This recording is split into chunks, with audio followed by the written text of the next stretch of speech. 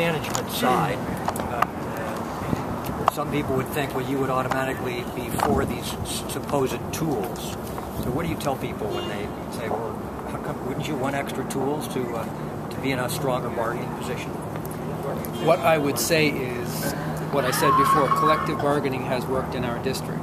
And we have not had a teacher strike in Columbus City School District in over 35 years. The relationships that have been built between the administration and the unions that represent our employees are critically important to us being successful. And so we have, for example, increased our graduation rate up to 77% over the last 10 years. It's raised 25 points. So the way we're able to do that and to improve teaching and learning in the district is by having those good relationships with our labor unions. And one of the reasons why we're allowed to have those good relationships is because of collective bargaining.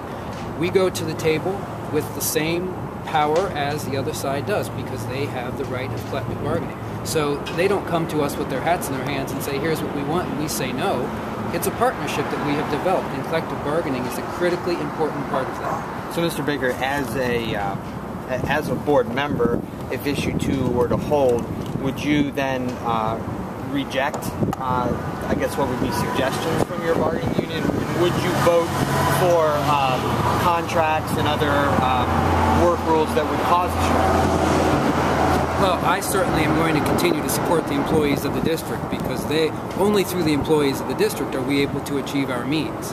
The administration and the board set the rules and the guidelines and provide governance, but it's the employees that are in touch day to day with our students, and they are getting the work done every single day. Are you fearful that the rest of your fellow board members would kind of stray from that and impose things that the workforce wouldn't like?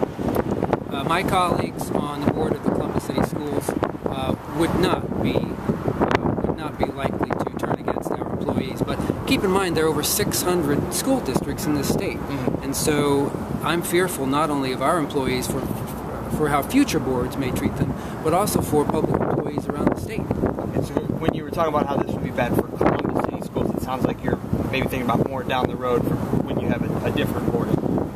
Right. I think it's obviously a danger of future boards taking liberties with relationships with employees. And I mean, let's face it, that's one of the reasons why unions came into place in this country to begin with, because management was taking advantage of employees, and that's why we have labor unions. The other side of this keeps hammering on the pension and health care issue. You said your people in the district are paying their fair share. What percentage are they paying towards their health care? And is the district paying anything towards their pension? Well, you can consult our contracts. We recently renegotiated those, and those are available from the district. But our employees do pay a fair share of their insurance. You know, these employees will never be able to draw Social Security.